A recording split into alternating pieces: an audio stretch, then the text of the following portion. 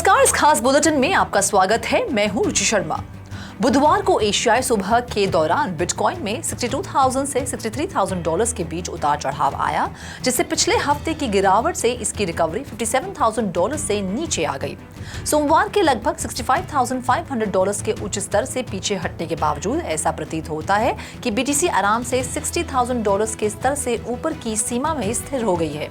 Bitcoin वर्तमान में पिछले 24 घंटों में लगभग 2% की गिरावट के साथ 62,490 डॉलर्स पर ट्रेड कर रहा है। ईथर मार्केट कैप के हिसाब से दूसरी सबसे बड़ी क्रिप्टो करेंसी समान समय सीमा में 2% की गिरावट के साथ 3,020 डॉलर्स पर ट्रेड कर रही थी। खराब प्रदर्शन करने वालों में डोज, शिब और एवैक्स के साथ ऑल्ट कॉइन्स भी आज गहरे लाल निशान में हैं। मिड कैप शेयर्स की स्थिति भी ऐसी है कि मैटिक, एचबार, एसटीएक्स, पेपे, टाओ और आईसीपी में लगभग 5 to 9% की गिरावट आई है। आरएनडीआर एकमात्र अपवाद है। 5% दैनिक उछाल के बाद एसेट $10 से अधिक हो गए हैं। इस बीच ब्रोकर केबीडब्ल्यू के अनुसार रॉबिनहुड शायद US securities and exchange commission के खिलाफ अदालती मामला जीत जाएगा। केबीडब्ल्यू ने एक रिसर्च रिपोर्ट में कहा कि एसईसी द्वारा ट्रेडिंग प्लेटफॉर्म के खिलाफ वेल्स नोटिस जारी करना डिजिटल एसेट लिस्टिंग के प्रति इसके रूढ़िवादी दृष्टिकोण को देखते हुए आश्चर्यजनक है। वैश्विक क्रिप्टो मार्केट कैप $2.3 ट्रिलियन है, जो पिछले दिन की तुलना में 1.91% कम है। पिछले 24 घंटों में कुल क्रिप्टो मार्केट का वॉल्यूम $66.25 बिलियन है, जो 10.72% की कमी है। डीफाई में कुल वॉल्यूम वर्तमान में $6.17 बिलियन है, जो कुल क्रिप्टो मार्केट के 24 आवर के वॉल्यूम का 9.32% है।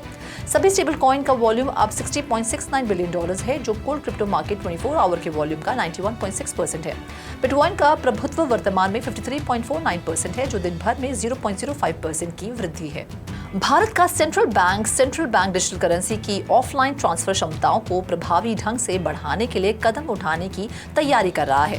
द इकोनॉमिक टाइम्स के अनुसार 2024 बीआईएस इनोवेशन समिट में आरबीआई गवर्नर शक्तिकांता दास ने भारत के डिजिटल रुपये के व्यक्तिगत यूजर्स के बीच लेन देन में वृद्धि की सूचना दी। दास ने अपने बयान में इस बात पर जोर दिया कि यूनिफाइड पेमेंट इंटरफेस को अधिक व्यापक रूप से अपनाने के लिए और अधिक प्रयासों की जरूरत है। दास ने कहा, हमने सीबीडीसी ट्रांजैक्शंस को सुविधाजनक बनाने के लिए यूपीआई पर एग्जिस्टिंग ट्रेड इंफ्रास्ट्रक्चर का लाभ उठाया। हालांकि लेन देन की संख्या प्रतिदिन 1 मिलियन तक पहुंच गई है, फिर भी हम देखते हैं कि व्यक्तिगत यूजर्स के बीच यूपीआई को प्राथमिकता दी जा रही है। बेशक हमें उम्मीद है कि भविष्य में इसमें बदलाव आएगा। सीबीडीसी के लिए ऑफलाइन मोड इंटरनेट एक्सेस के बिना भी लेन देन की अनुमति देकर कैश के एक महत्वपूर्ण लाभ को प्रतिबिंबित करेगा। दास ने यह भी पुष्टि की कि सीबीडीसी कैश के समान गुमनामी का स्तर प्रदान करेगा। ऑल्ट कॉइन किंग इथेरियम ने नेटवर्क एक्टिविटी में उल्लेखनीय वृद्धि का अनुभव करते हुए पिछले वीकेंड $3,200 के स्तर को पार कर लिया। ऑन चेन डेटा के अनुसार इथेरियम नेटवर्क पिछले 19 महीनों में अपनी highest single day network growth पर पहुंच गया। 4 मई 2024 को 196,000 नए इथेरियम वॉलेट एड्रेसेस बनाए गए, जो 8 अक्टूबर 2022 के बाद से वॉलेट एड्रेसेस में सबसे बड़ी दैनिक वृद्धि है। नए बनाए गए वॉलेट एड्रेसेस में ये उछाल इथेरियम में मजबूत और बढ़ती रुचि को दर्शाता है, जो एक तेजी की प्रवृत्ति का संकेत देता है।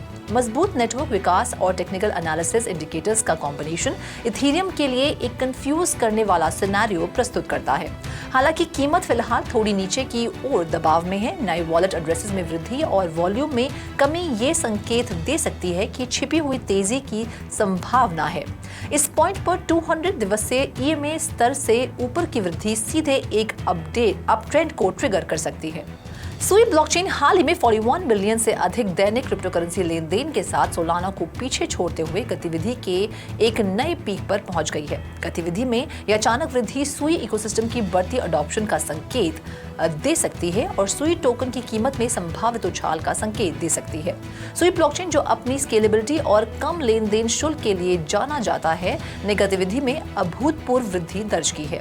ऑप्टिमस डैशबोर्ड अनुसार सुई ने एक ही दिन में 40.96 मिलियन क्रिप्टो करेंसी लेन देन संसाधित किए, जो यूजुअल एवरेज 1 से 2 मिलियन से कहीं अधिक है। इसकी तुलना में सोलाना, जो अपनी स्पीड के लिए जानी जाती है, इसी अवधि में 27.68 मिलियन ट्रांजैक्शंस पर रही। सुई पर ट्रांजैक्शन की वॉल्यूम में अचानक वृद्धि को कई फैक्टर्स द्वारा समझाया जा सकता है। सबसे पहले यूजर्स और डेवलपर्स द्वारा ब्लॉकचेन और इसके नेटिव टोकन सुई को अपनाना बढ़ रहा है। दूसरे, नेटवर्क पर नए पॉपुलर डिसेंट्रलाइज्ड एप्लीकेशंस का संभावित लॉन्च। अंत में बाइट प्लस और फर्स्ट डिजिटल जैसे प्रमुख खिलाड़ियों के साथ सुई की हालिया साझेदारी से उत्पन्न उत्साह। पॉलीगॉन, एक प्रमुख इथेरियम लेयर 2 डेवलपर ने इथेरियम के स्केलिंग इकोसिस्टम में बढ़ती प्रतिस्पर्धा के बीच अपने नए zero knowledge roll up solution का एक अल्फा वर्जन टेस्टनेट पेश किया है, जिसका नाम है मिडन। ये कदम इथेरियम की स्केलेबिलिटी और दक्षता को बढ़ाने के पॉलीगॉन के प्रयासों में एक महत्वपूर्ण कदम है।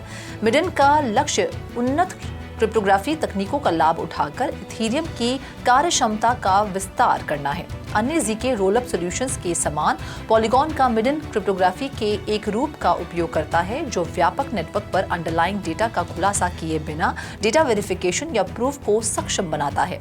ये इनोवेशन इथेरियम ब्लॉकचेन पर प्राइवेसी और स्केलेबिलिटी को बढ़ाता है। पॉलीगॉन ने बताया कि मिडन में क्लाइंट साइड प्रूविंग भी शामिल है, जो यूजर्स को राज्य को नेटवर्क में उजागर किए बिना स्थानीय स्तर पर अपने खुद के राज्य परिवर्तन के लिए सबूत तैयार करने की अनुमति देता है।